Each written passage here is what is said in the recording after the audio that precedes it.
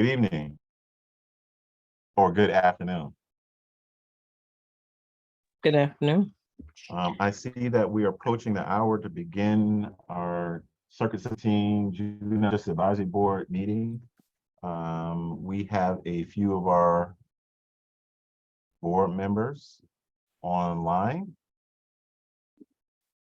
and I will wait a few more minutes to allow the remaining members to log in. And I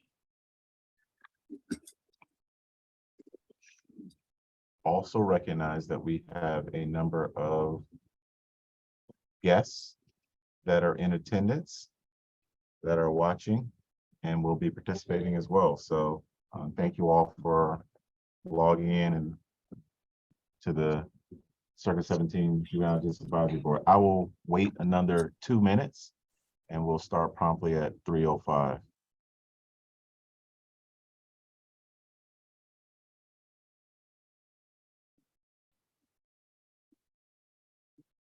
Major London. He's trying to fake us out with his picture there. That's what I'm asking. I'm waiting. I want to see him respond, moving his lips. You guys called me out. I saw that. It was a good one though. That was really good. I was like, is he blinking? I'm looking at like, I'm thinking, man, he is still, wow. that was the best screen shot I've ever seen. That was. Happy Halloween. That was a good one. And because he has that uniform on, like we change outfits. He has a uniform on, so you're I like, know. okay. He was sitting so stoic. He's looking like, Yeah, I'm paying attention. that was like a cutout. That was strictly like the cutout of the president. When you walk by, you take the picture. You absolutely have won that. Mr. I Reese tricked him. I called his name. I wanted to see if his lips would move. and he had to take the screen down. Oh yeah, that's hilarious. Oh, That is, it is. okay. I just want to let you know. A little. So we start out with a little light mood, so we can move into this meeting, and everyone will be jovial and. Mr. Chair, we have quorum. Thank you. I appreciate you, Madam President, with the NAACP. I am filling in for our chair, Judge Holmes. She is away doing some training, and I have been asked to step in as the vice chair to chair this meeting. If you would all indulge me with your patience and your attention, I would greatly appreciate that. I am going to lean very much on our former chair, Madam President, to assist me in this meeting because she has a lot of institutional history as to where we are today. So if I defer to our former chair, I would ask you to indulge me with your patience. But as we begin, and I am going to call us to order now that we have a quorum, and let's please recognize the norms for the meeting. Please place your cell phone on vibrate. If you have a question or you want to interject on a particular issue, you can either raise your hand so we can see it on camera, or you can use the electronic hand so you can get our attention, and we will then open the floor by acknowledging you, and you will have 3 minutes to speak on any issue. On the issue, please refrain from going on long speeches on collateral issues and stay on topic so we can all have a fruitful discussion. Please be respectful to everyone's opinions, particularly mine. I'm just kidding. But please be respectful to everyone's opinions. We should have some healthy dialogue, and that means you have to have counter opinions on issues so you can have healthy dialogue so we can get to the best way to proceed. And let's all just be respectful to each other. I know we don't have to emphasize that because we are all respectful to each other. We've known each other for quite some time and we have a healthy professional relationship. And let's continue to have that. So with that being said, I'm going to call us to order and ask each and every one of you to introduce yourselves so we can have a very healthy record as to who is present. And for those that are attending as visitors or guests, they can know the members of the board. So I will begin by introducing myself as Gordon Weeks. I am the public defender representing the Public Defender's Office. Ms. Evans, if you would. Sure, Cassandra Evans, Florida Department of Juvenile Justice, Chief Probation Officer. And Mr. Co-Chair, just want to let you know that Colonel Holmes will not be joining us right away, but Sarah Gillespie Cummings is on the visitor side and she has been asked to cover him. She will have to cover him from that because if you recall, she's observing. She doesn't have voting Okay. privileges. So she's on the other side and she'll be able to carry on. He did say that he expects to arrive later. So I think we're Okay. good with that. All right, thank you. Major And Holmes. also, Mr. Chair, Mr. Walters thinks he will not be able to join and he is excused for today as well. Thank you. And since we're announcing other members, Ms. Gaynor is not available due to some bereavement issues that she's going to be attending today. So we're going to send our prayers and support for her as she attends to the bereavement issues. Major Walter, strike that, Major London. Major Victor London, Fort Lauderdale Police Department. Judge Robolo. Carlos Robolos, Circuit Court Judge. I sit in the Delinquency Division and have been for about 10 years now. Elder Geis. Elder Geis, Faith Community. Dr. Wanzer. Valerie Wanzer, Broward Schools. Veta Hudge, I don't know if she's supposed to be on this side or not, but she's the Executive Director of Student Services, and she is on the other side. So I'm just letting you know. Yes. Thank you. Thank you. Okay. Ms. Michella, Muted. we cannot hear you. Oh, sorry, I thought I clicked it. Good afternoon, Gloria Michella, on behalf of the State Attorney's Office for the Juvenile Division. Mr. Obel. Michael Bell, Community-Based Connection, Community Partner. Ms. Phillips. Ella Phillips, DJJ Advisory Board. Mr. Sanders.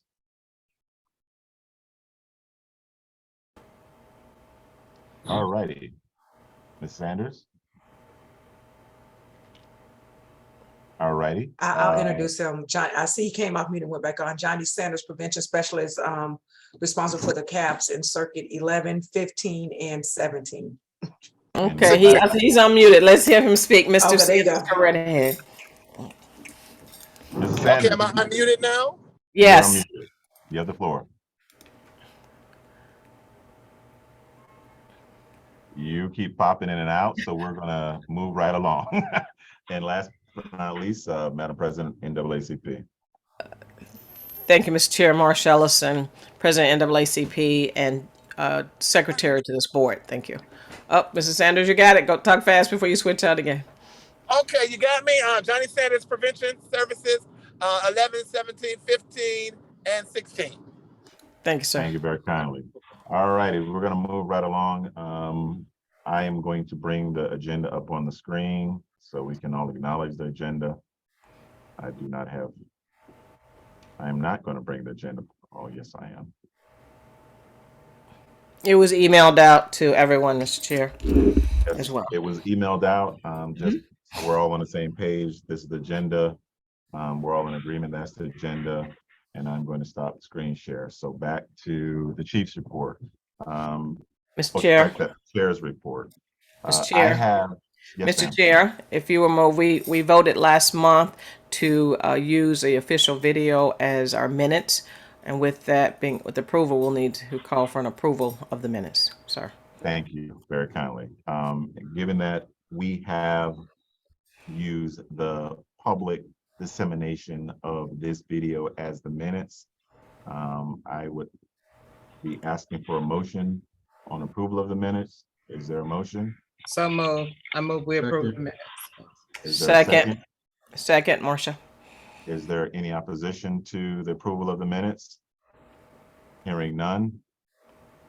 Motion passes. The minutes from the last meeting have been approved. and adopted by this board.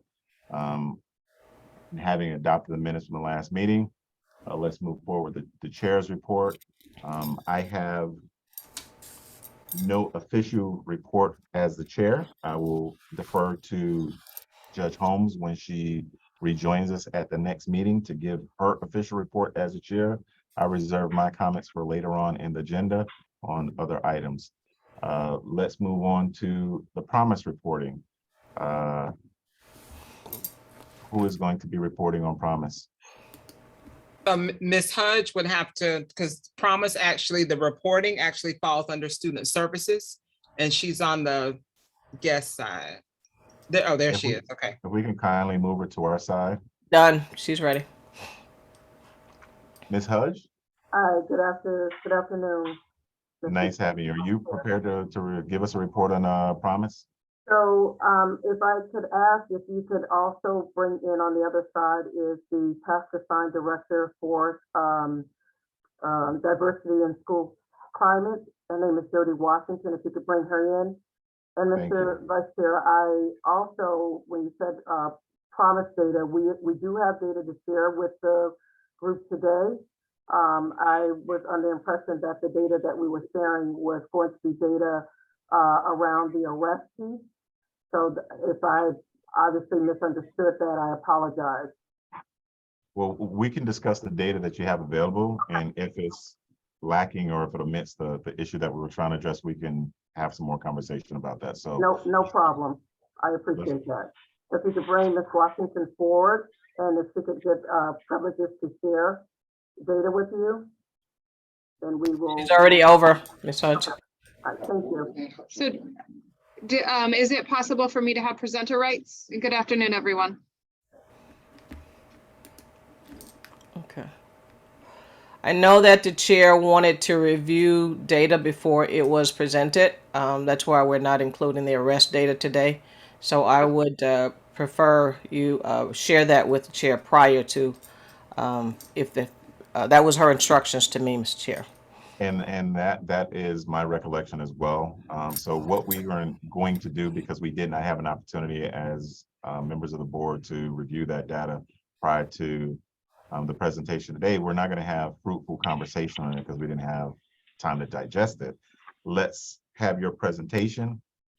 Please forward that data that you have in support of your presentation over to the chair. She'll disseminate it to the members of the board, and we will revisit this when the chair is back. So I'm going to open the floor to you today to have a conversation about what you are going to be presenting with respect to promise data. First, give an overview of where the school system stands with promise, and then you can engage in your presentation.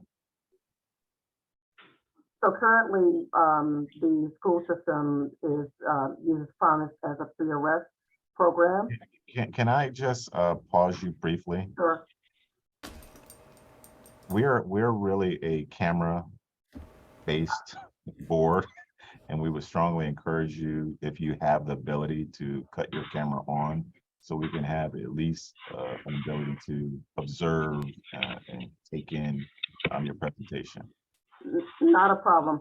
Part of my issue is that I'm not seeing the prompt to allow my camera to go on, so I'm trying to search that as I'm talking to you. I only have the mic button on mine. You have all the rights. If you look next to where the microphone is, it should be a video button. There is no button for that. That's what I'm kind of sharing. I don't have a video button either. Okay, let's see if we can switch that.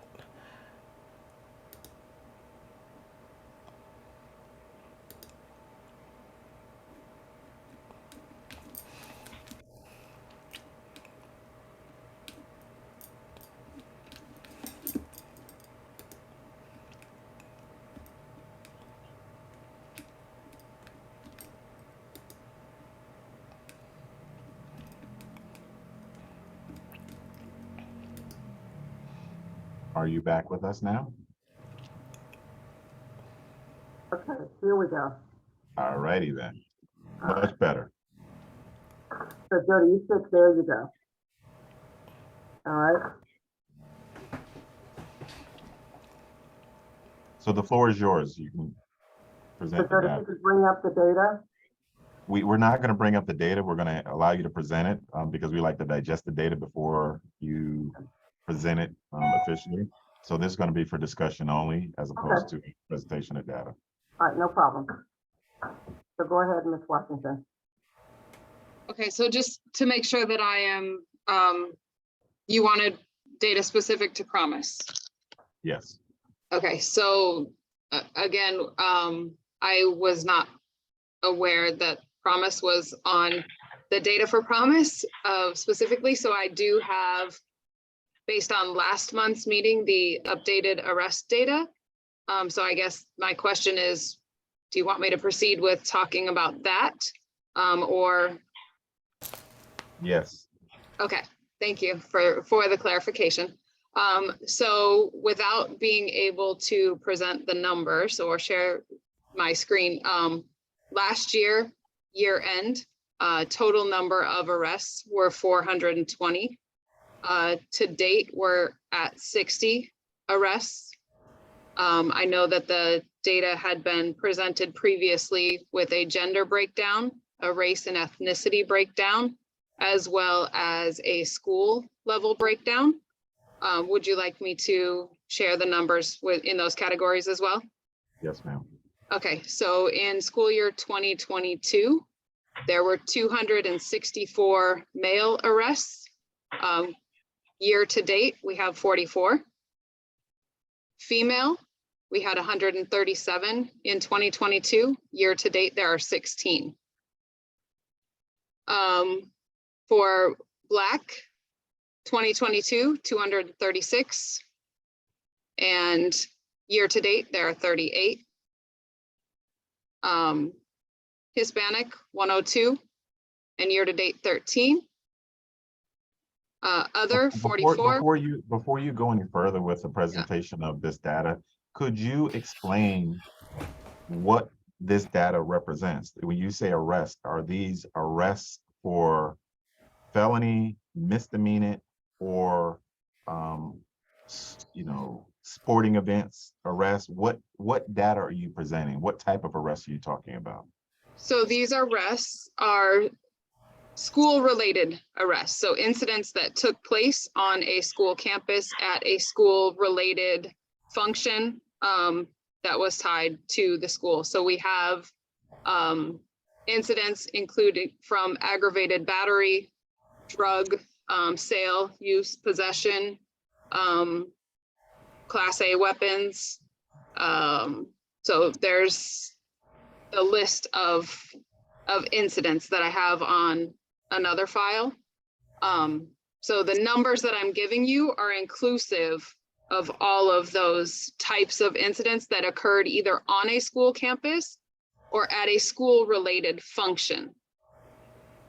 Could be an athletic event, could be a homecoming event, could be regular school day. And now, just for clarification, Yes. your presentation is for 2022 and for this present school year that started in August. I actually have data back to school year 2014 that I believe was presented to you in the August meeting. So I do have it for all of those years, but I didn't know how you want me to proceed with sharing it. If I'm just reading it, that might get a little That's what mundane. I'm going to help you out. Okay.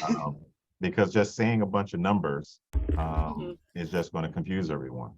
I'm going to ask you from 2014 to present, are you seeing a trend of increased arrests in schools, or are you seeing a trend of decreased arrests in school? So when we look year 2014 to year 2022, the data that was previously presented to you, not including this year's data, and I have another file that looks at last year to the same date, so July to October versus this year, July to October, to kind of compare apples to apples. But to answer your question, 2014 to 2022, in 2014, there were 186 total school-related arrests. In school year 2022, there were 420. But we can look at last year, this same amount of time, to this year, this same amount of time, if you are interested in those numbers. And just for clarification, when did we start our participation in the Promise Initiative? Veta, can you? I'm trying to think, and I see Val thinking too. I'm trying to go back to it. Because I know it's on the date. I believe it was either the 13-14 or the 14-15 I was gonna say school the year. 14. I gotta go look. It's I was either gonna say 13-14 or 14-15. So the reason I'm asking these questions is because Promise started because there was a high level of school-based arrests. Mhm.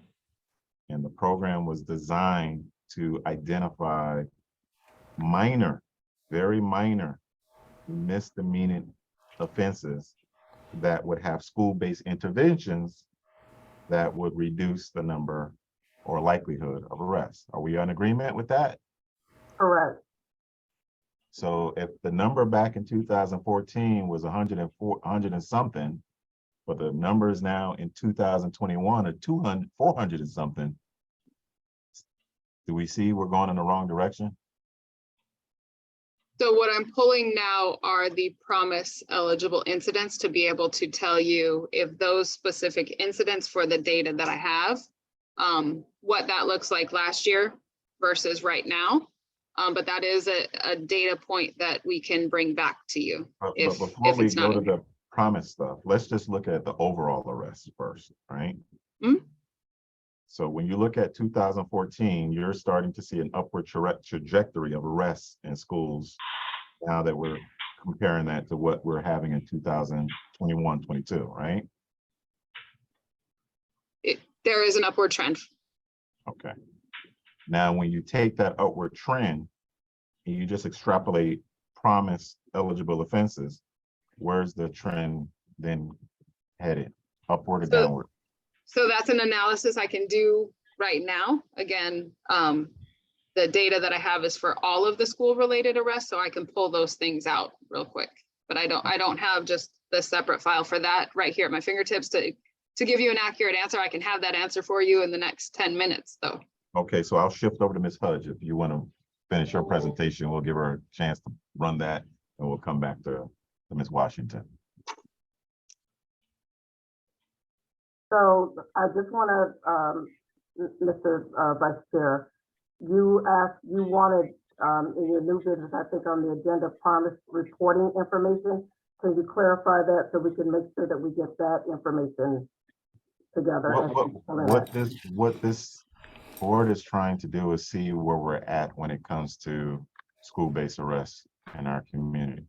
And Right. the school system has been a very strong partner in trying to reduce the number of children being arrested for school for minor offenses. So Understood. as a result, we need to look at where we started and then where we're at. And where we started was in a bad spot because we had a very high level number of arrests. And I'm just trying to figure out where we're at today. Right. So in order to find that out, that's why she's pulling the data together. Because she's pulling that data together. So that's what I would have to wait for her to pull that in order to give you accurate information on that. Okay, so let's do this. Mhm. This is, I think, is a very important issue for the board. So I'm going to open it up to other members for any questions they may have for some clarity while you guys are pulling that number together. Any questions from any other members? Mr. Chair, Yes, you're recognized. I would ask that this be tabled without looking at the data and then clearly defining where Promise was when we first started and where it is today and how we got there. I don't think this gets us where we need to be. Reading it, we've been through the reading a bunch of numbers and arrests and how they compare to promise. This didn't really get us where we need to be. I think we need to give some clear direction as to the data that we'd like to see, and have it shared and disseminated and really digested before we can ask that, these questions and really get an understanding of where we are today, both with school-based arrests and also with promise. Agreed, Madam President. Any other questions or comments from the board? Hearing none, but taking that as a very valid suggestion. And there is a question, Mr. Chair, about promise eligible offenses, and is that part of the disciplinary matrix, which is why I agree. I strongly believe we need to, we're talking to people primarily because members of the board have been there, they understand promise, but clearly people in the audience do not, and there have been some changes that we need to be brought to speed on. So I would, to Miss Pierre Grant, there is a list, promise eligible. It's on the website. I haven't been on the district's website recently. It got changed and it wasn't very user friendly. But I can tell you that the disciplinary matrix is on there, and the promise stuff is on there as well, so that you'll know. Agreed. One of the things is we as members of this advisory board we have a lot of institutional history. And we have watched how we have gotten to this point. And so things are not discussed in out of context. Sometimes when we're having these conversations, we're moving very quickly, but questions need a lot of history before we get there. In order for this very important topic not to be sidetracked or hijacked, I'm going to ask very kindly of our friends over at the school board to help us understand where we are today as opposed to where we were in the past. So please disseminate that data to the chair so she can disseminate it to the members of the board. We've been around for a long time, and the reason I was asking those specific questions because I already know the answers to those questions, but I'm trying to have conversation with the members of the board and with the guests that are watching, how we are trying to tackle some of these issues.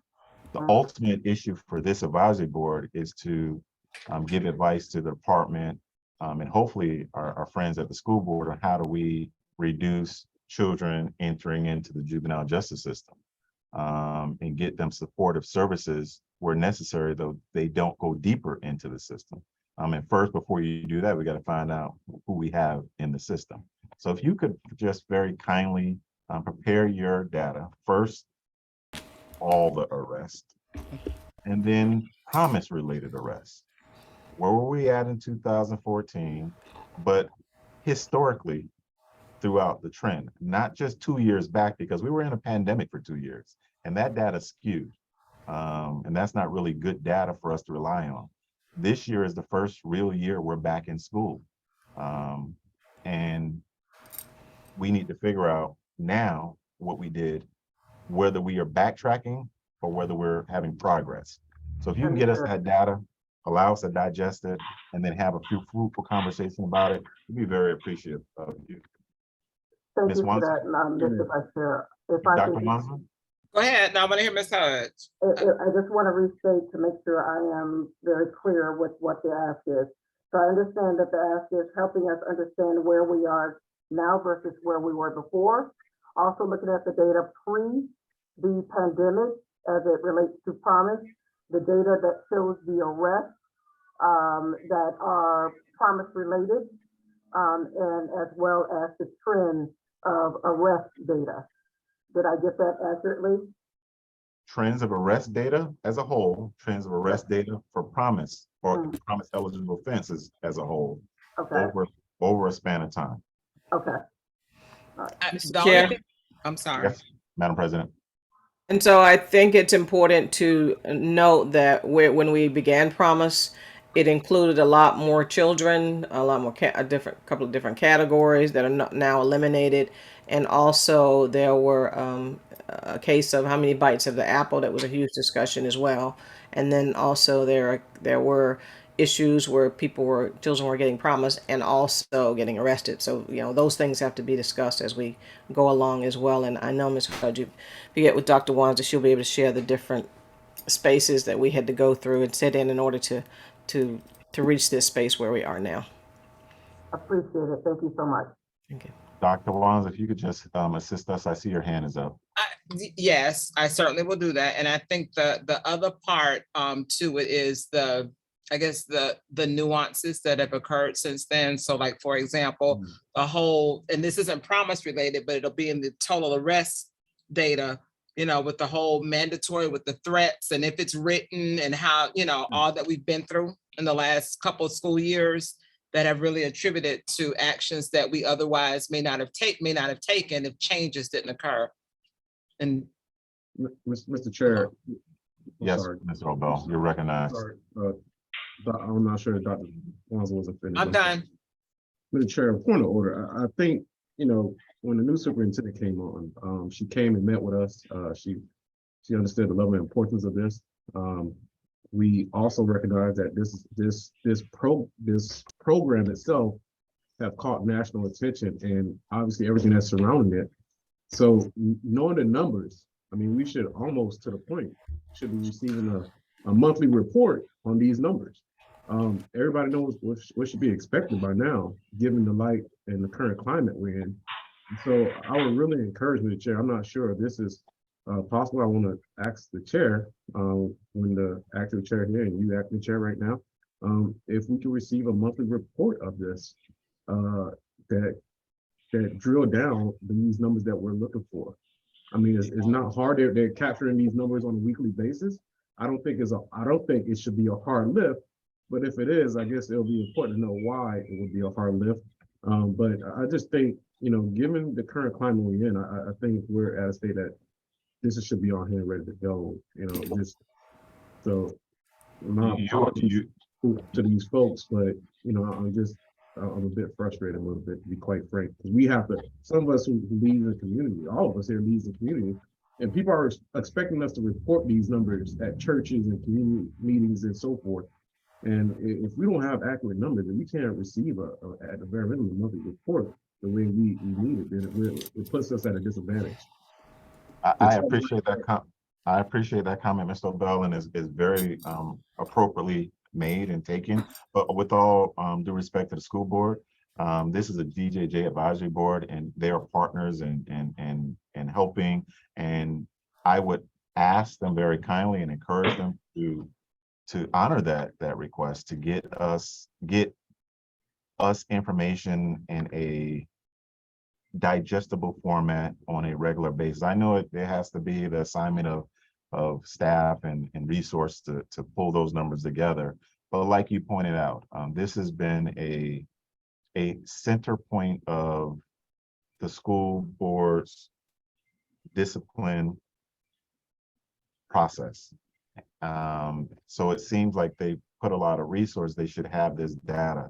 However, they are a partner, and like we like to have our partners join us in getting this information so we can better make decisions and make recommendations and help guide their process. So you make a very important point, but I also have to acknowledge the school board's resources and their direction.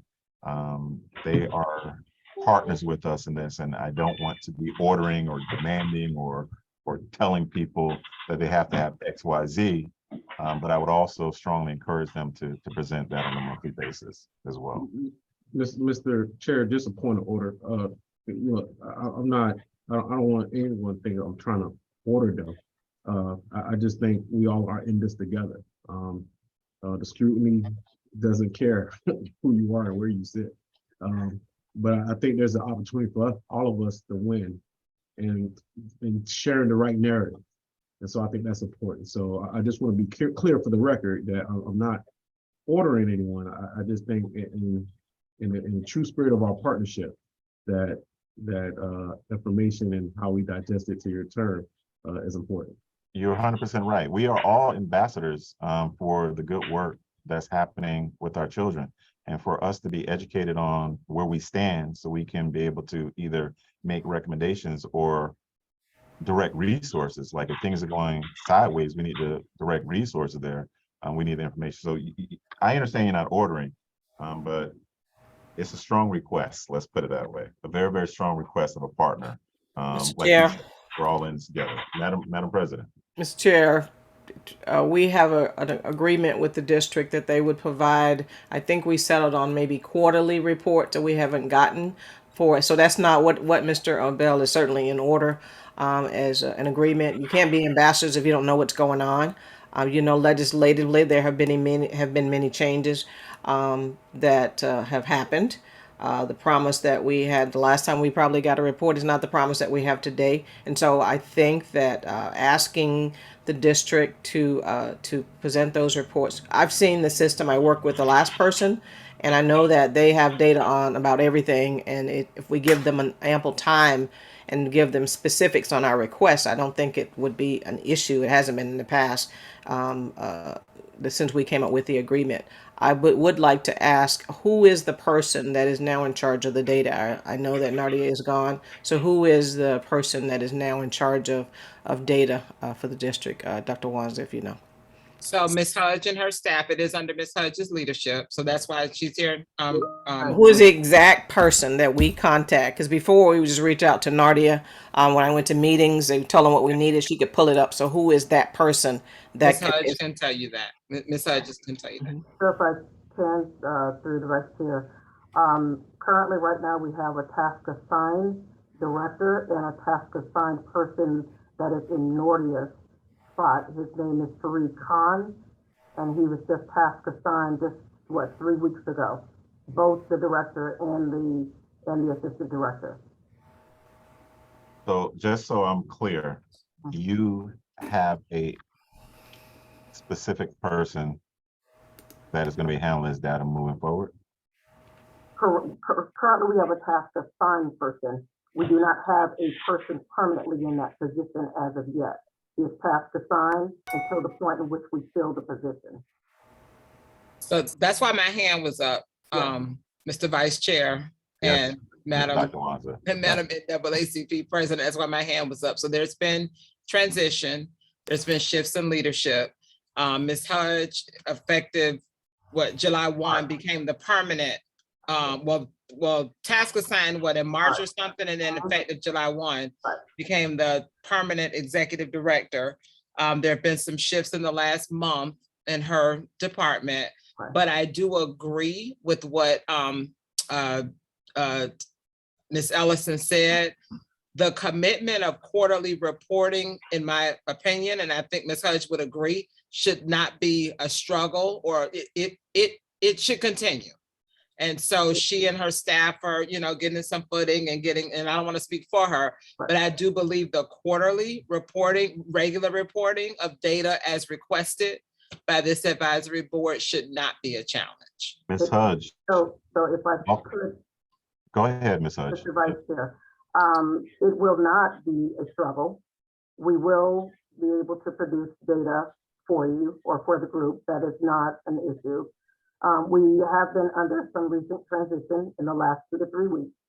You asked the direct question of who will be responsible. I can tell you right now, Mr. Khan is the current person, but going forward, I don't know if he will be the permanent person. So, but that should not put a glitch in getting the data that you need. Ms. Chair, may I have a follow-up, please? Yes, Madam Chair, but before I do that, Ms. Hudge, I think it's the first time we've met. And I'm going to direct my inquiries of you and also ask you to direct yours towards me. Okay. If you need any clarification on what I'm asking for, you can reach out to me anytime and I'll be more than happy to explain it in further detail. You can also reach out to the chair as well. I think because you are here and you are present, that I'm going to flow directly towards you rather than trying to find out who's going to be the next person in charge or the movement. I understand organizations have leadership changes. I get it. But we as an advisory board just needs to know who the person to go to. And who's going to be the person responsible to us.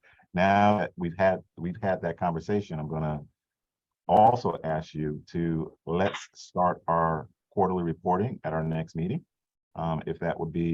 If you can accommodate us with that, we would greatly appreciate our next meeting for you to be prepared. I know you prepared some data, but let's start that process at our next meeting with our chairs here. Is that okay? Yes. Madam President. Historically speaking, we have had staff that, of course, had the data, but were not empowered to give us the data. So my question to you, to Dr. Wanza, has staff been directed to give data to requested partners or individuals, or is that something, and you may not know this, so I'll just ask, if I need to call Dr. Cartwright, I will. So is staff empowered to give the data to partners or people who are asking? I'll give you an example. We would, if I reached out to the previous person who was assigned to this, I could say, how many fifth graders are put into promise or assigned promise, and she could tell me that. She could tell me what school, she could tell me ages, she could tell me any of those things. And so prior to, as you know, prior to Mr. Runcie, there was an embargo on information.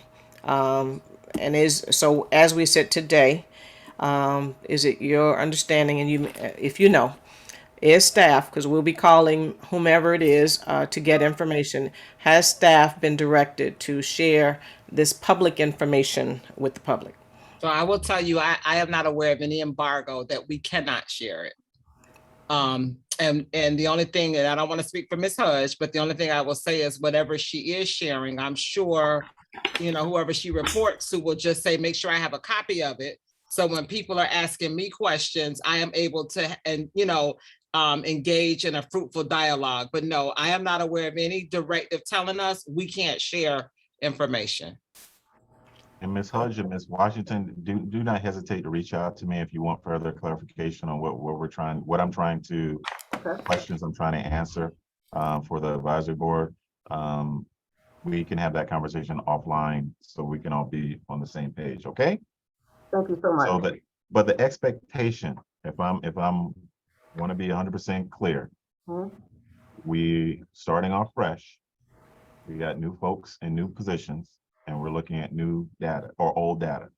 So our next advisory board meeting, November, will include a conversation about promise.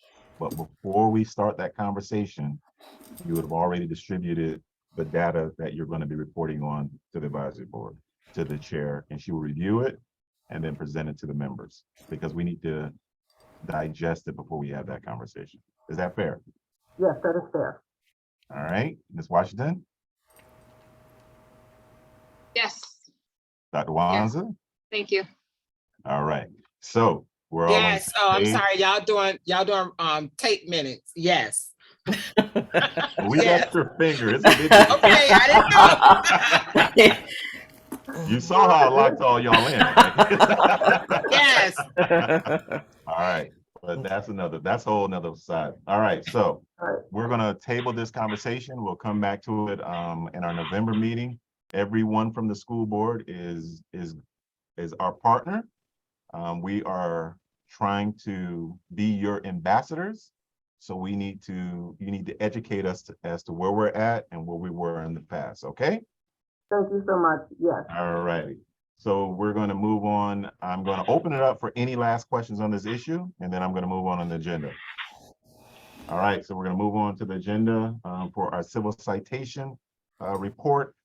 Ms. Gaynor is unavailable to give a report, but the next item on our agenda is a report on the work group for civil citation / domestic violence. And that issue arose, just for some memory's sake. We were having an issue of respite in this community.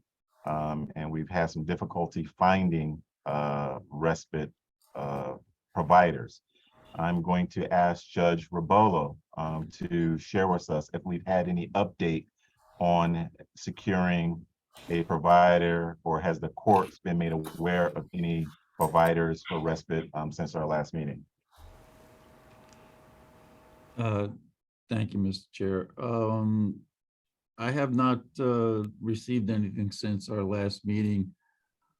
I know that Judge Williams did have a meeting on it, and everyone, and perhaps Ms. Evans can update us on this. Everyone is on the same page with regard to the fact that this is an issue that's been going on, as you know, as you well know, Gordon and Mr. Weeks, Chair Weeks, for way too long, and that it's unacceptable that children who should be in respite are being securely detained.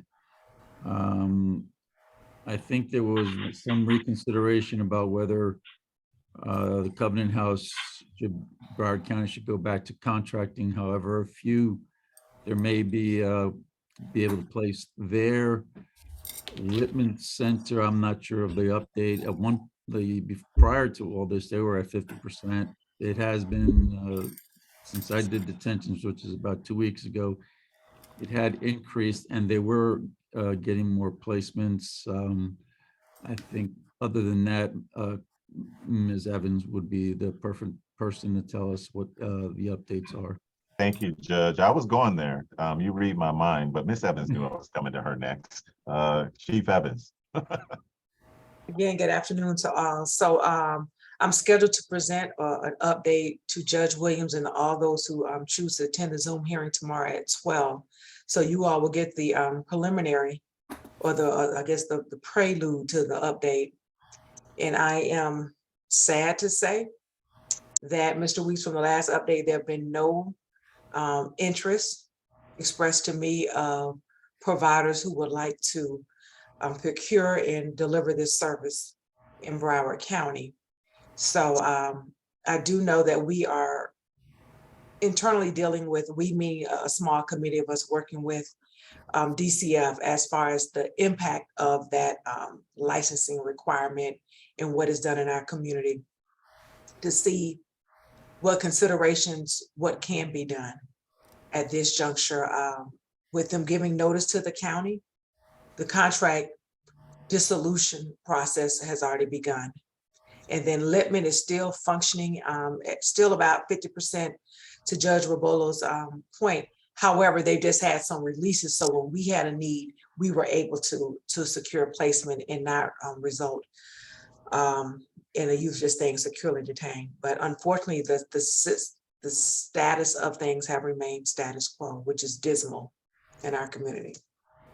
Well, before I turn it over to the board for any questions or comments, I want to engage Ms. Michelle at the State Attorney's Office. I know there was a small work group trying to create a new initiative to address some of the sibling-related domestic violence issues that find themselves using these respite beds. Where are we at on that conversation, Ms. Michelle? If your bottom line question is whether we're going to let those be civil citation I thought it was eligible, going to be a little bit more nuanced than that, Ms. Michelle. Just don't go say no right away. I'm just going to get to the point. No, we haven't changed our position on that, and I don't foresee that changing in the future. But what we were trying to accomplish in that meeting is bringing forth this conversation about respite and providing services to youth who are being, who have to remain outside of the home while those cases are pending. So I think that's the more important and immediate, concern, and something that I think maybe as a board we could actually accomplish, since Chief Evans is doing everything she can on her end. I can't see why that we as a board couldn't find a way in which we can help support that effort. I think all of us, all the members of this board are conveying the information of the need for a provider, trying to suggest and encourage providers to seek to enter into that space. But as you know, it's a very limited space to be in. And the providers that have done in the past have not been strongly supportive. Yes. You know, we had a respite provider from many years ago Yep. that the kids loved because it was a very familial, safe type atmosphere. And they got to the point where she just couldn't do it because they were not willing to increase the contract price. And she got out of the space when that was the type of environment you want for respite. A respite is designed to be like a home. And that's what she ran, like a home for those children.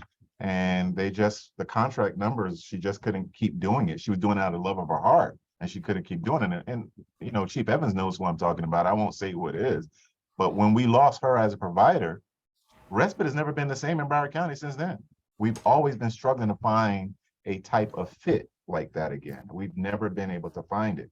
So for those folks that are in attendance as guests, and you're in a space of providing, please contact the Department of Juvenile Justice and DCF that you have RFPs for this, right?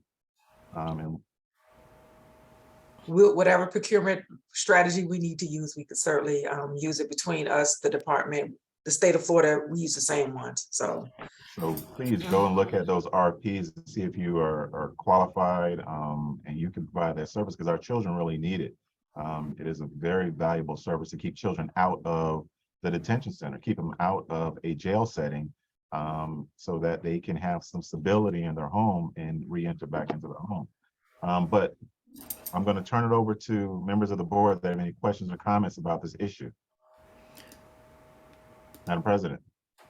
Mr. Chair, I was under the impression that the work group was really going to look at give us the data on those kids that were arrested for domestic violence, and also to some outcome is what is happening with those children that have been arrested and charged with domestic violence. Is that not on the agenda? It is on the agenda, but I don't believe, Ms. Michelle, do you have that data? I'm sorry, you're saying that the committee was supposed to be responsible for providing data? The committee was supposed to look at this is the conversation that I tried to talk to you or have a conversation with you about. Supposed to look at domestic violence as a whole and then go through the subsets of types of domestic violence. As you know, there are different levels of domestic violence in juvenile. A sibling on sibling, a brother and brother, a mother and child. Some of them are a little bit different. And we wanted to look at that to see if there's anything that we could parse out that we could move in a different direction in, i.e. maybe there's a program we could create, there's a predispositional support that we could have, but we never got that feedback from the work group. Because as I've said before, first of all, I've said this before, they're already being vetted when they're presented to our office for diversion purposes. So if it's a case that warrants diversion, even if it's the second, third time that youth has been back before us with domestic charges, and most of the time, I would say a majority of the cases, and I believe even Mr. James agreed with me on this, that it's a majority of the cases are parent child, not typically sibling. When they are sibling cases, we vet them here. If it's something that we believe does not warrant even diversion, we actually will decline that charge. Therefore, the youth doesn't have to do anything in the system, not even a civil citation. But to come to what you're asking for, I believe you have to have law enforcement at the table. It's not something that the state attorney's office can put together because we already have a diversion program. But if you don't want them to have to be brought to the Jack facility, that's got to come from law enforcement. They are the first people to respond to domestic. And I believe that they would not probably be in support of that just for liability purposes or whatever else. But they are being vetted when they come to our office and they're presented. I do agree that the detention center is not the place to house youth who have to have respite care services. We did speak in the committee about whether we could try to bring in services into the detention center while we're still trying to search for an alternative to the detention center if they have to be detained there, because they should be getting services immediately. Everybody's on the same page about that. But no, I'm not, we're not in a position to be singling out sibling on sibling versus parent, child, that sort of thing. I don't know what data you need for that. I'm sure I could, I don't know if I could put together data with regard to, you'd have to go to all the agencies to see what's sibling versus parent as Well, I'm victim. going to ask that we do this, and I'm going to just take a leave as a chair. Colonel Holmes, Major London, would you be inclined to participate in the conversation about domestic violence, respite care in this community? I will. Yes, sir. Ms. Michelle, if you would be inclined, yourself, Chief Evans, Colonel Holmes, Major London, and any other members of the board that want to participate, I just want to make sure that you all are there to have a conversation about respite. So I'm going to ask that we have a small subcommittee to have some direction moving forward. I know that you looked at sibling on sibling. There's a subset of sibling on sibling that I also want to look at as well, that we may be able to have some fertile ground with. But first, we have to find out how many we're talking about before we go down that road. So are you inclined to do that? If you're inclined to do that, I will set a Zoom for a subcommittee on that matter. I will invite all the members of the board that want to participate so we can have a conversation about that. Mr. Chair. Yes, Madam President. And we had talked about all of those kids that came through for missed opportunities, and much of those, as much as she could share, Chief Evans did talk about just as, whether it was the type of domestic violence, and nothing deep, of course, but why it was a missed opportunity. I mean, that if we check on those children, I think that everybody wants to know. I know that I do, and a large group of people want to know what's happening to those children just from the missed opportunities. Would be great. I don't think that we should be okay with just not seeing the data and trusting the state attorney that they did with it. Maybe perhaps they did, but data should not be a problem. I'd like to know that we're not just dismissing and throwing these kids away. I think the community deserves that. And most of them, I do know there are people that care about, including us on this board. So I don't think data is too much to ask.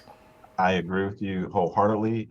However, because we have Ms. Gaynor that is attending some bereavement services, we're not prepared to have a conversation about the data today. Oh, I wasn't talking about the data today. That was on your agenda to find out what's happening to our children who are on those missed opportunities report. What's going on with them? And I think that was to ask then, and I don't think that's too big a ask. You moved a little bit further ahead of the agenda than I am, but you're right. Just so we can close this one up, and we're going to move to missed opportunities. I'm going to set a small subcommittee meeting on the issue of civil citation, domestic violence, and respite for all the members of the board that want to participate. I will send you an invitation, but I'm asking specifically that Colonel Holmes, Ms. Michelle, Major London, Chief Evans, Madam President, be in attendance so we can have a deep conversation about some of those subsets of domestic violence. Colonel Holmes, and then Ms. Brown. Yes, Madam President, other board members, I have no problem with digging further into each case in particular. I know periodically we have cases where we miss out on opportunity because it is a domestic issue. However, I really think that, I concur, we need to dig in deeper to see what actually happened to these kids and what level of domestic violence did this incident occur. I know from a law enforcement perspective, I think a lot of people are a little nervous because of liability reasons. And I know that comes from a lot of these police chiefs down to the troops. They get very, very nervous about it. But if there's a way that we can curtail and look into these issues further and avoid it altogether, it's worth looking into because these kids deserve an opportunity just like anyone else. And you don't want any overzealous officer, just jump to conclusions. And Madam President, we know that most of the time we're dealing with the same agencies that we've dealt with for the past several years. And they tend to be a little more strict than the other agencies. And one of the things I was thinking of too, I know in the past we've gone to the Chiefs of Police Association to bring it up. I know Cassandra Evans and myself have spoken there, and it seems to fall on deaf ears. Maybe at this time now, maybe meet with the city managers, because these police chiefs report to these city managers. Get them more involved to trickle down all the way down to the frontline troops. But I concur with you, Madam President, that we definitely need to divulge deeper, and I'm willing to do it on my side at BSO for sure. We appreciate your supporting your pledge that we're going to have a conversation about it and try to find a solution. Ms. Brown. Good afternoon, Mr. Chair. My question is to Chief Evans. Has there been an RFP posted for respite services for youth in Broward County? No, Okay. we're not quite there. The last posting took place for Youth Emergency Shelter Services, YESS, the taxonomy that's used by Broward County, and that resulted in the procurement with Covenant House. Thank you. Okay, you're welcome. Chief Evans, could you share that previous posting with the chair so we can disseminate that to the board? That can be a guide for us to encourage community partners that may be interested in this space. I will ask for it. Mhm. Thank you. Ms. Brown, do you have anything else? No, Mr. Chair. Thank you. Thank you very kindly. Ms. Michelle. So I just want to clarify for anybody who is listening to today's CAB meeting, missed opportunities do not include domestic violence because they are not eligible for civil citation in Broward County. So that report that we get is from Tallahassee, and my understanding from listening to Chief Evans explain it in the past is that Tallahassee includes those misdemeanor offenses in whatever their overall reporting is, because they don't separate that from other misdemeanor offenses. But they are not missed opportunities for the purposes of our civil citation program. I just want that clarified. And I appreciate you clarifying that. I oftentimes try to remind myself that we sometimes speak inside baseball, and there's a lot of acronyms, there's a lot of short-handed, phrases that we use that we know what we're talking about, but the general public, when they're listening to it, they may believe that we're talking about something different, or they may get different information from it. So we have to be very mindful. Like I said, we have a lot of institutional history on this call, and we understand these acronyms, but we have to speak in a manner that the community that's following these issues also are not getting misinformation or extrapolating something that is not intended to be communicated. So I appreciate you on that clarification. I'm going to Chair. Yes, Madam My President. point to the missed opportunity is where they are still our children, though they don't qualify based on civil citation in Broward County. They are still children. They've still been arrested, and we still need to know what happened to them in their cases. Is what we agreed that there were enough people on this board that cared about this. So I'm not saying that they should or should not. I'm saying they did not get civil citation for reasons that were outlined there, but we still need to know what happened to them. Very much agreed. And I'm going to move to missed opportunities right after I take a brief detour to my report on the detention center. And the reason why I'm going to take a detour to the report on the detention center is because the conversation around respite needs to be aligned with our detention center and our JAC. As a community, we have recognized that we have a detention center that is outdated. It is not appropriate for our children. It's dilapidated and it's falling down. We need to invest our resources, our time, and our energy to create a institution that could have a respite wing that could address those issues and have a wraparound services area for all kinds of family supports that are necessary.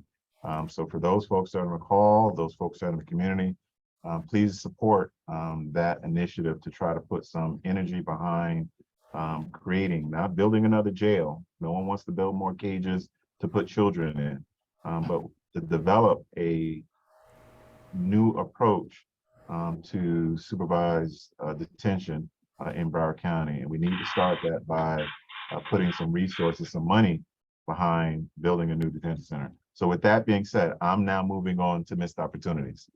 And I'm going to ask Chief Evans to give us a report on missed opportunities because Ms. Gaynor is not available. Okay, sure thing. All right, so again, the title of the report is First Time Misdemeanor Cases Resulting in Delinquency Processing.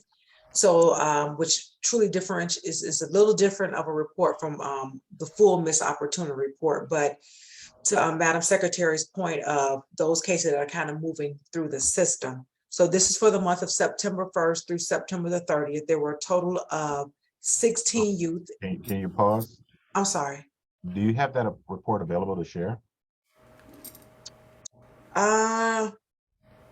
Only the front screen because I have identified youth on the second part of it. So Then that's fine. You go ahead. okay. All right. So a total of 16. This is available on the public domain. So if you go to the department's website, you can go to the research and data tab and you can get to the interactive dashboard and you can see the de-identified data that's inside of the database. So for the month of September, 9/1 to 9/30, there were 16 youth who fell on the first time misdemeanor cases resulting in delinquency processing report. So 16 kids. The agencies that were a part of the 16. Okay, so I'm gonna say now, Colonel Holmes, do not send a squad car to arrest me, okay? So let me say this now, because your name is gonna appear on the report. No promises. He said no promises. I'm inside of a secure building, so you're gonna have to get in here. All right, Margate Police Department with 3, BSO with 2, Coconut Creek with 2, Lauderhill with 2, Davie with 1, Sunrise with 1, and Wilton Manors. That gets us to our 16. Can I interject right here? I apologize, Chief Evans. Okay, because I just want to make, I just want Go to ahead. ask, is this the highest number we've heard in the last couple months? I've never heard a number this high. no, we've hit double digits a little earlier. So, but this is like our median number here, low, like mid-teens. Okay. Okay. So when you apply our circuit plan, all the cases that appear in the 16 do not, then fall into our program. So of those, I'm just going to tease out the domestic violence cases. So of these, there are 10 domestic violence identified as a domestic violence and 6 others. Okay. And so of the 6 others, 1 was from Coral Springs and 5 was from the city of Margate. So I have, Right, okay. yes, so technically you fall off the list. Okay, So all right, again, all right. I was waiting to hear. I was following closely on that. okay, so stop it, so you can discontinue the BOLO. All right, so and so I have not gotten these, I just looked at the data, so I'll be getting this over to the state attorney, the public defender, and Ms. Gaynor's office, and they typically go in and they look at the cases and then they go through. But so really we ended up with 6 domestic violence related matters. I'm sorry, 10 domestic violence and 6 others. So the 6 others is what we typically look into. Okay. So of the 6 others, we're looking at what departments again? 1 for Coral Springs and 5 for the city of Margate. And the reason why I emphasize that is because, civil citation is not a voluntary thing. It is the mandate of the circuit. Statute requires us to have a civil citation plan. We have one created and adopted by the state attorney's office the clerk of court, public defender's office, in conjunction with law enforcement, and that plan is in effect. And if we have a continual rebuffing of the plan, meaning that children are not receiving civil citation when they otherwise qualify, that's a problem. It's a problem if it was in your community, if it was your child that was eligible for civil citation and they did not receive one. And it's a problem in everyone else's community. So if those 6 children, if my understanding is correct, that were eligible for civil citation, they didn't get it. They didn't get the benefit of the supports to redirect them away from the criminal justice system. And we need to make sure we do that. So Margate and Coral Springs, we have to do better. We have to do better. So that's my little strong admonishment as the vice chair. Now we need to, as a board, figure out how we're going to get them to do better. So I'm going to open it up for any conversation on this issue. If I may say something, I want Colonel to. Holmes. Yeah, I would like to give kudos to Lauderhill PD. I received information from my treatment manager over at Jack that there was a situation where a juvenile was taken down by Lauderhill PD, who reached out to the guardian, and the guardian agreed to issue a civil citation, and Lauderhill went and changed it to a civil citation. So there, in this case, a juvenile was saved and the right thing was done. So I'm just hoping that more agencies follow suit and pay attention to these type of situations. So I just wanted to give kudos to Lauderhill PD because they seem to be paying attention to these type of situations. Major London. Yes, sir. Do you have any position on this civil missed opportunities? You guys aren't on this report. Right. We're doing it right. We're doing it right. I just wanted you to say that. So give me the floor to let everybody know. You know, we try to, you know, make this a little light because these are very, very serious issues. But, you know, when you have 6 children and when you extrapolate that over time, that becomes exponentially, you know, 10, 20, 30 children a year that otherwise didn't get the help they needed to keep out of the system. So as a board, what are we going to do? I have my thoughts as an individual, but you know, I want to have some conversation on, you know, we seem to have identified some of the respective agencies that are having a little bit more difficulty with this. So any suggestions as a board? Mr. Chair, I'd like more information. Chief, can you give us any additional information on the 6 others other than it's not domestic violence? What I can say is that all the charges are, let me pull up the dashboard. The charges are still assault and battery, not aggravated. So I don't know if it's a fight, like a mutual combatant type of a situation, but I do know all the charges look the same. So, which makes it a little bit interesting because typically you will see like a drug charge or something like that where it's kind of, you can kind of perhaps see why that is, but that's what I can see. Are you seeing it all occurring on the same day? Was it at the same location, maybe at a basketball court or a school, or a park or a school? Were they boys, girls, black, white? What I can see is they're not on the same day. All right, so if it's like a jumping type of a situation, it doesn't appear to be that. The dates are close, but they're not the same day. And one girl and the rest seem to be boys. And so 2 girls, I'm sorry, 2 girls and 4 boys. So I'm not sure, is what I'm looking at, but I'm looking at the data set back and forth, but but nothing that the race, because we did the previous report showed that 87%, I believe, of those children were black children. So do you have the race of those children? I have the race of the 16, yes.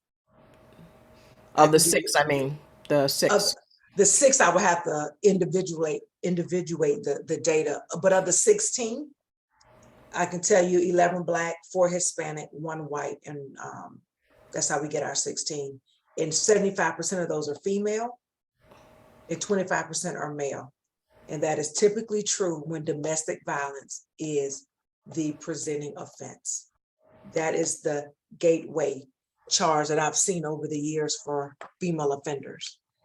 So, but I would have to look separately, case by case, for the race and gender breakdown. And age-wise, the majority still sits within 14 and 15. That gives you a total of 8, so that's half.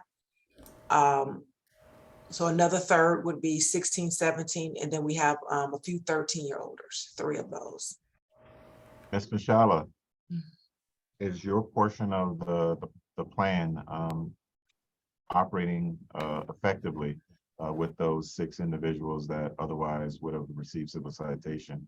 Are you You know, flagging? I'm at a disadvantage because I don't have the report. Otherwise, I would have looked those up individually. I would have guessed, but I guess I'd be wrong, that Margate's cases would have been possibly what Chief Evans was alluding to, which is, you know, four kids on 1 victim or something, but she's saying those didn't happen on the same day, so I can't explain that. It's unusual to see Margate on the report with that many youth. I'm encouraged by the fact that Coral Springs only has 1 youth, because we've seen a trend of them not having any on the last report. I'd have to look into the case individually, as would Mr. James, when we get the report, Chair Weeks. So I appreciate the fact that Chief Evans communicates that issues to the state attorney and the PD's office, and it allows them to do a little deeper dive. Because a deep dive, you start to figure out, is there patterns? Is there an officer? Is there a time of day? Is it a particular park? Things of that sort. So do that deep dive, but I want to go back to the initial question. Are you still able to flag those folks effectively from the clerk's office so you can issue civil citations if necessary? I haven't had an issue with that. They're usually flagged through the JAC with, you know, Miss Dennis Alsbury will send them to civil citation. We have sent arrest cases to civil citation. So I haven't seen any disruption in that. But I'll go back and double check these cases as well specifically. So when we circle back next month, I think Chief Evans will get the missed opportunity to report to all parties a little earlier so they can do their deep dive. But the other issue that I want to revisit is whether these 6 children receive civil citation through the recapture portion of the plan that would occur in the state attorney's office. If they're eligible, I will definitely have an answer for you, one way or the other. I appreciate that. Any other questions on the missed opportunities and civil citation? I'm going to suggest that at some point, individual members of this board in their individual capacity may want to start reaching out to some of the city managers or chiefs of police, folks that you have relationships with or don't, to encourage them to issue civil citations where necessary. I know Ms. Mishala has done her tour and met with a number of them, but I think the more folks they hear it from, i.e.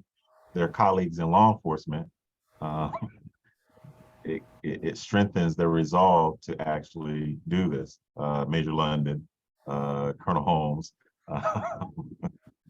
Major London.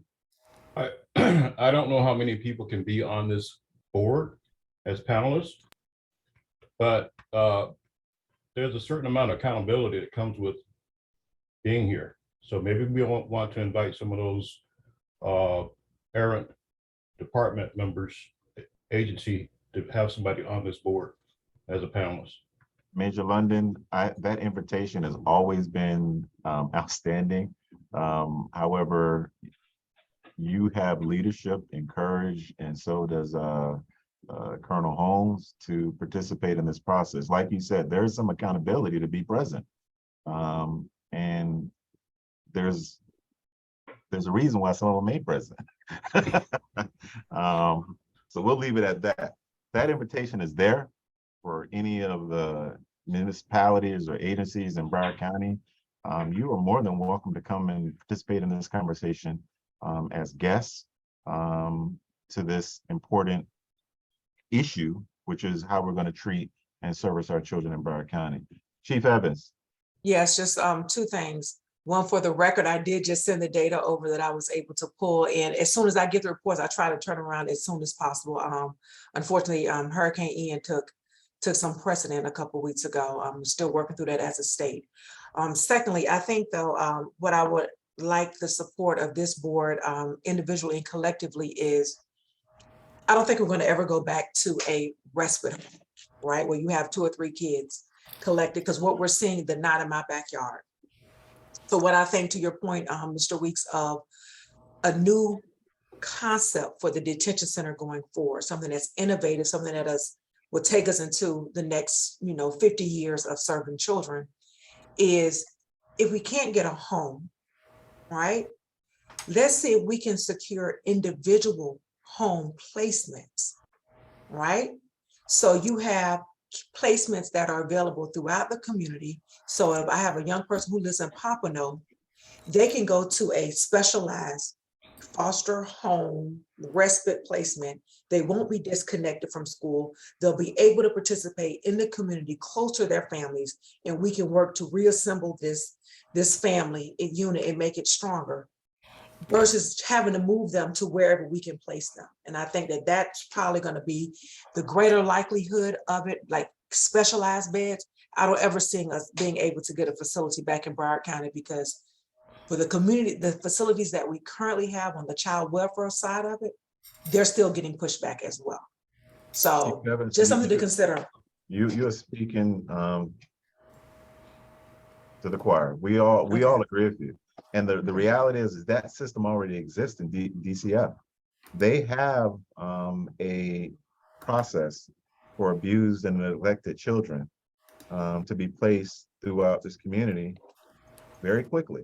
And they have a resource of families that have agreed to foster children in that capacity for 1 day, 2 days, a week, maybe a month, when they need that. We need to develop that same approach here in DJJ, where we have a network of families that have been vetted, screened, trained, that have a room available in that community. Like you said, if you're from Pompano, you go to a respite family in Pompano, so you can still get to school and you don't miss a beat. That is, the reality is DJJ already has a model to work with Department of Children and Family Service. You just got to go copy it and repeat it, or just contract with those families they're already using for that emergency foster service. And if they don't have a foster child in the home, they can put a DJJ respite child in the home. So I like that outside of the box thinking. It's a much better approach. You have more families available.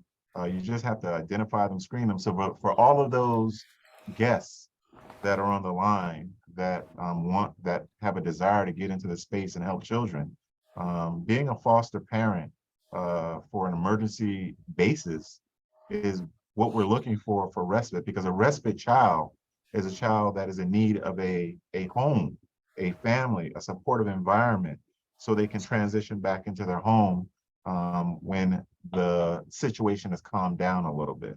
So I like that thought. And when we have our meeting on respite and domestic violence, let's continue that conversation on how we could help DJJ flesh that out and use the same resources that are already available in DCF. I like that concept a lot. Any conversation on that? All right, I'm going to be sending out an invitation on that very shortly, because I want to turn that around quickly while our brain is still fresh before our next meeting. I'm going to move on. I've given my report on the detention center. I can tell you that we have been very aggressive this legislative session around. We're trying to get all of our ducks in order. We've had some fruitful conversations with the Department of Children and Family. Strike that. We've had some fruitful conversations with the Department of Juvenile Justice and our other community partners. As you know, every legislative session, it's the will of the legislators to appropriate the funding and resources to make these things happen. Broward County has been in need for dang near, I don't know how many years we've been on the need list. 6 years now has it been, Chief Evans? Or longer? Okay, so we have to make sure that for those folks that are have relationships with folks in the legislature to advocate for the funding of a detention center, a remodeled, not a remodel, but a reimagined approach to secure detention here in Broward County. And on that point, I'll move on to Colonel Holmes. Our children that are in BSO in the jail, give us a brief report on the number of children. Are they receiving school services? Are the COVID numbers manageable? And is there any monkeypox in the jail that you're aware of? Okay, what I'm going to do is I'm going to start with the total population in all of our jails. As of last week, the total number was 3,594 inside their jails, and there were 0 positive COVID cases.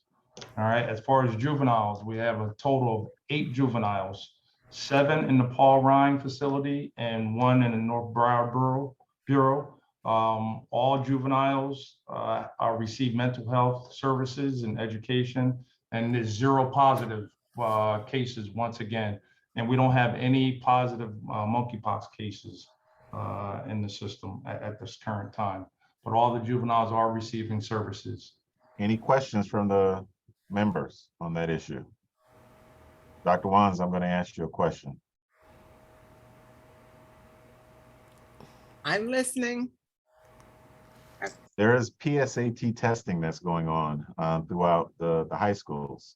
Right. Are you coordinating with the jail to make sure that those children that are being held in the jail are still able to engage in their PSAT testing?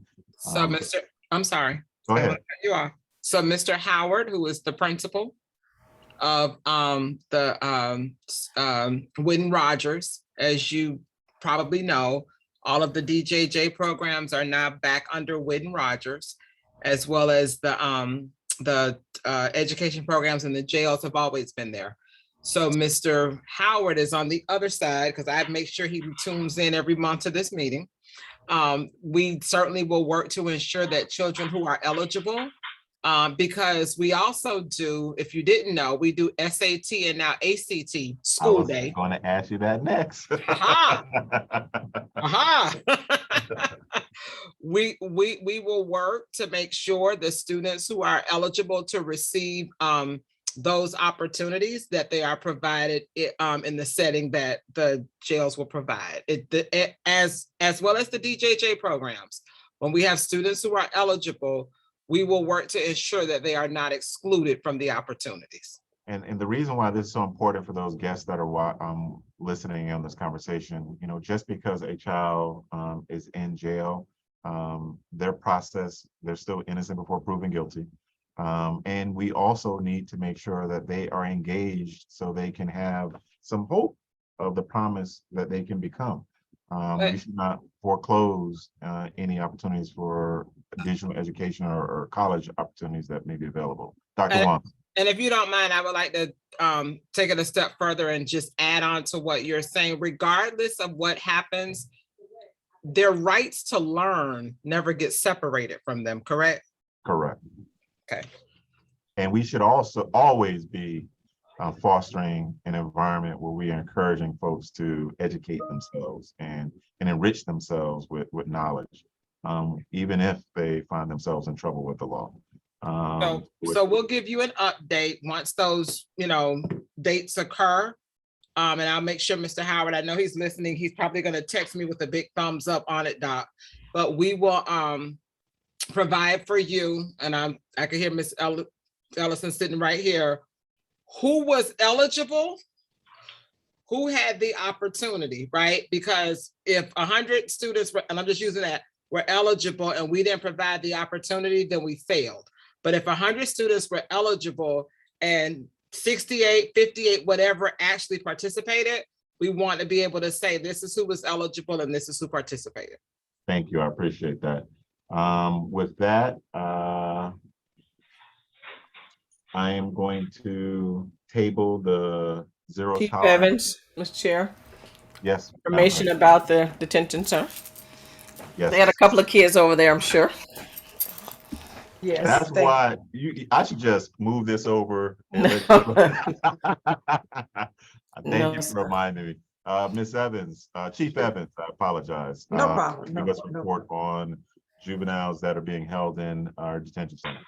Sure thing. I'm gonna follow the lead of the colonel and give you the total amount, and then I will break it down. The total Before amount you is start, wasn't this report supposed to come from our superintendent of the detention?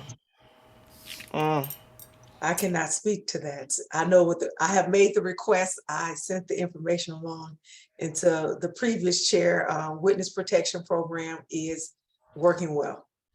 So You know what I'm going to propose, and I know I seem a little radical sometimes, but if we have will from this board, I'm going to ask that we have a meeting over it. We just set one of our meetings and we asked the detention center to accommodate us because I know they have a meeting space over there.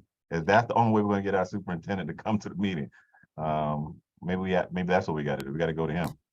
Mr. Chair, the state legislators can roll up in there, so maybe we just if they have a meeting and we can roll over there at that meeting, so we can figure we get a Broward delegation to roll with us. Miss Phillips, is that not correct? Is that now statute? It is in fact statute. That is correct. Chief Evans, could you please convey to the superintendent that we would very much appreciate. We know we love you, and you have a lot of information to share about the department. But we would like the person that is in charge of the facility to be here, to be present, to hear these conversations, to understand how vested we are in these issues, to participate with us. If you could kindly share that. I will, but I do not want to breach the witness protection parameters. So, and again, that is, yes. So again, for those who are listening, this is just part of our traditional dialogue. So please do not ask Colonel Holmes again to apprehend me. Okay. So just for our numbers, we have a total of 90 youth in total in some form of detention care. And so 59 of those in secure detention, and the remaining numbers are on some form of home detention to include electronic monitoring and the like. Of the 59 youth, we have 52 males and 6 female, and we have 1 youth off-site receiving additional services. There are no cases of monkeypox or COVID. The facility reports no issues or concerns. And I can tell you that we've had 1 youth, and I'm sure Mr. Weeks knows this, who has fallen into the House Bill 729, the plus 21 days. We've only had 1 youth thus far. I was hoping that would be 0 youth, but yeah, we'll deal with that issue now that it's emerged on the people side. I am going to, since we have concluded our agenda, I'm going to open it up for good of the order. Hearing none, I do have one. Last month, I spoke on the fact that we were continuing our series of Our Children, Our Future, Our Families, and we had a workshop of Know Your Resources.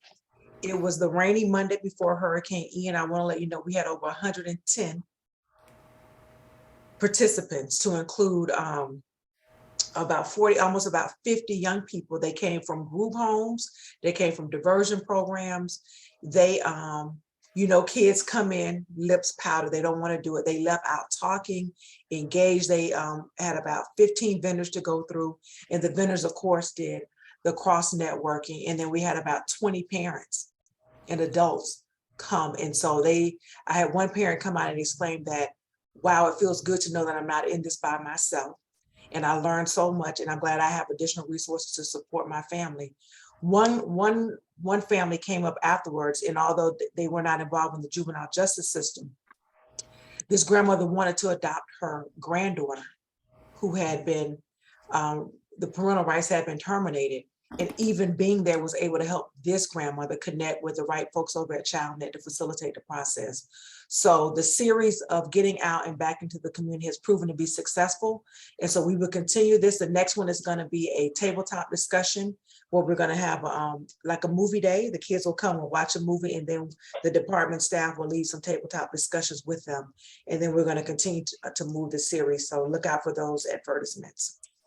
I appreciate that, and I'm happy to hear that you had such a high attendance right before the hurricane. You know, that tells me there's a craving for that. So we need to support you in that initiative and make sure we do it more often. I remember back in the day when you used to do that, you used to have full packed rooms in the church. And I remember going out with Aunt Williams, and we would go talk to these children, and it was rewarding, more rewarding to us, because the kids really wanted to hear from us. They wanted to know that we were there and we understood what they were going through. So I applaud you for doing that. We're coming out of COVID. That means we got to get back in people's faces, being able to touch them so they can hear us and feel us. Let's continue to do that. So great work on that, Chief Evans. I want to acknowledge that it is Mental Health Awareness Month. And this is something that, you know, we have to always keep at the top of our minds, considering that there are so many people struggling with mental illness in this community. I was saddened to see the reports of that child that committed suicide at Fort Lauderdale High School. And I hope and I know that the school board is offering supportive services to all those children, not only in that school, but every other school, because it went like wildfire through social media. And all children have been talking about it to support children that are struggling in the school system. Mr. Chair, Yes. may I ask Dr. Wanza, I know that the district previously had started with a suicide prevention program. I know that I think Jackie Rosen was doing some things at some point, but that's been a while, and funding issues and what sort of. May I ask if what services that you offer or programs that you offer for suicide prevention? Now, of course, it's after a child has been locked. What will you continue on? What were you allowed to continue on? Because I know services got shifted around, programs got shifted around. But is there something, a hotline or something that folk give, or those they have formed those prevention clubs at some of the schools? Is any of that still happening, or was that happening at some of our schools? So, thank you, President Ellison. We still have the Hope Clubs. We obviously still have, so we have the new state prevention number. It starts with a 9 now. Is it 988? I think it's the number. We obviously still have 211. We did get some funding under the state mental health grant to really focus on and provide additional services to students. Believe it or not, Ms. Hudge, who was just on the line, all of that is under her umbrella, as well as we have some pieces with LaTanya Green as our new executive director and exceptional student services. And we have some suicide prevention services under her umbrella as well. So what I can do within the next couple of days, I can ask for like a complete listing with the description and who's the contact person and all of that, and get that out so that you can have it as resources in the community, if that's okay. That would be great. Can I also ask a follow-up question as well? You may not have this information off the top of your head, but is there a 1-to-1 ratio of counselor or mental health professional to middle school to high school students? You mean like 1-to-1 providing direct services to students, or is there one assigned to each individual school? Yes. So I believe there is, but don't quote me. I will get that from Ms. Hudge so that you can see the breakdown of, like, you know, at New River Middle School, who's assigned there, that kind of thing, to see what they have available, and also a description, availability, and where the services are provided. And are those professionals that are available in school, like, are they having office hours during the day where, you know, before lunch, they're sitting in their office, and any child that needs to or wants to have a conversation, or they can follow up with children they've had conversations with, so they can be monitoring children's mental health throughout the day. I'll get that for you. Thank you. Because, you know, we've put a lot of resources into school monitors. And I want to see if, and want to make sure we put the same amount of emphasis and supports around mental health professionals. Because making sure our children are safe in school is important, but there's different levels of safety. They need to also be, you know, mentally supported for whatever issues they may be having. So I just wanted to have a conversation about where the school is at on that. Okay.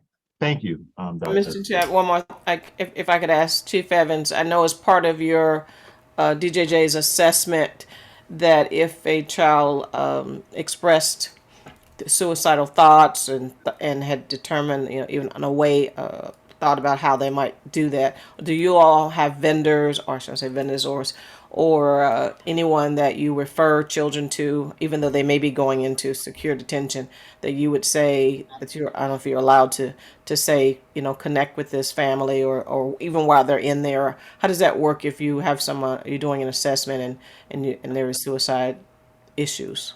Okay. Absolutely. So yes, when a young person is processed at the Juvenile Assessment Center, the Juvenile Assessment Team is there.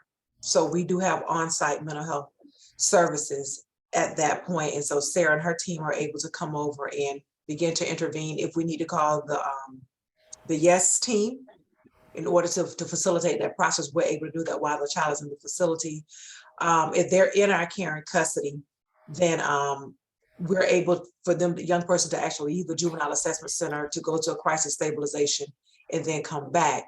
When we just have the high needs identified, then again, the JAT will actually assess. That information is translated to the Juvenile Detention Center. So upon arrival, they know this young person has expressed some concerns that rise to the level just short of being placed in a Baker Act facility. So we communicate that before the child even leaves. So that's the path for in custody. But those young people who are out of custody, if they come into our office, we also complete a suicide risk assessment and some other assessments. If the need arises in the community, so at one of our units, the same response happens. The child goes on precautionary observation. We contact the mobile response team, also known as the YES team, and we, or law enforcement if the YES team is not available. So we'll get a response. We don't just let the kid go home, right? So we have to complete the entire process based on the risk factor presented by the young person. But our primary referral source is the Henderson Mobile Response Team. Thank you kindly, Chief Evans and Madam President. One last item before we close, if I don't hear anything more from the good of the order.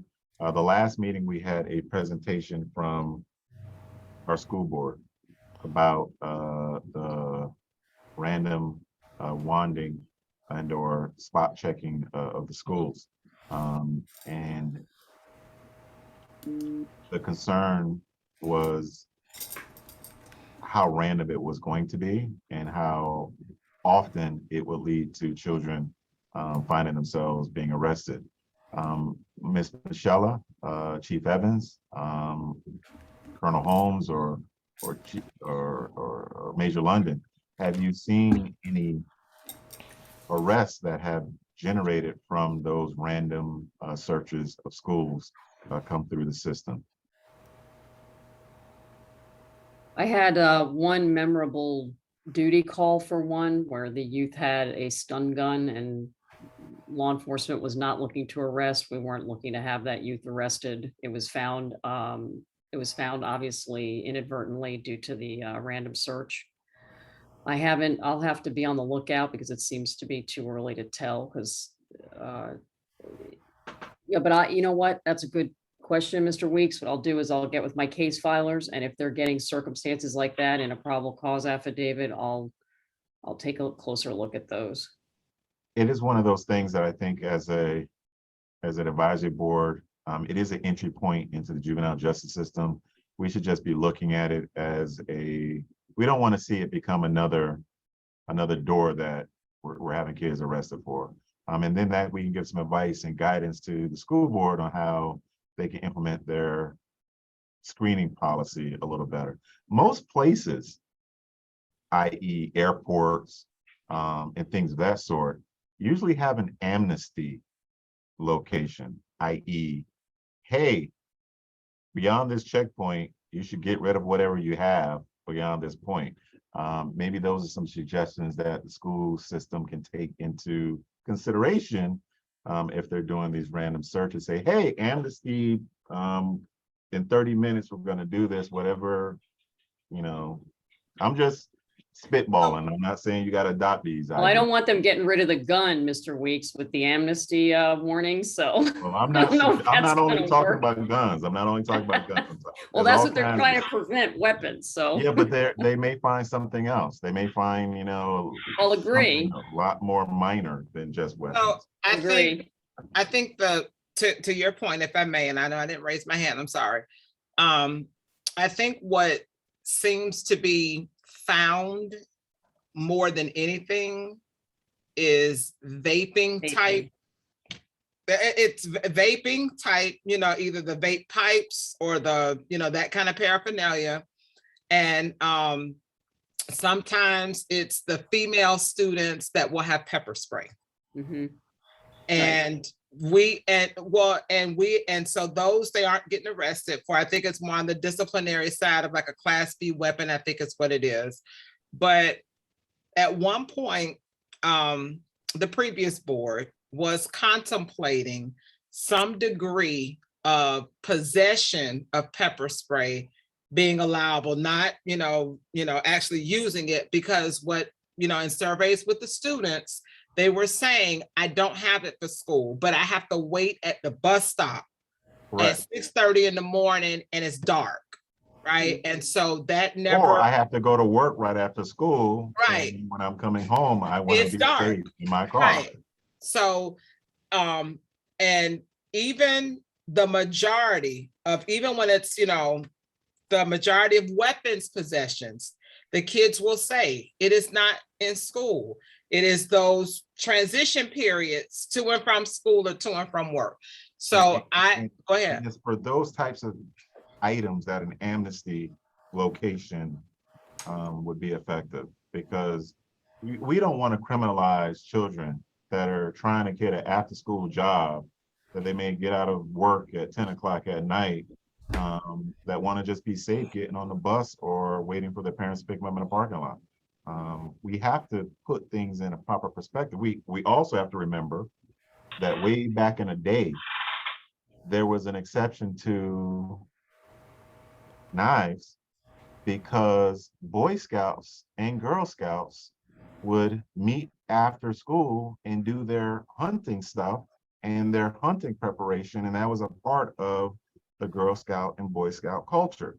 So we have to recognize the realities of these seemingly safety procedures that cast a broader net and get other folks in trouble for it. Dr. Wanza. I certainly hear what you're saying, and we will take that back. And if you want any further data or outcomes, let me know, right? And I can certainly have our SIU, well, it's Safety, Security, Diversity, Preparedness Division, come back as oftentimes as requested, but I certainly hear the sentiments that are coming forward, Mr. Weeks.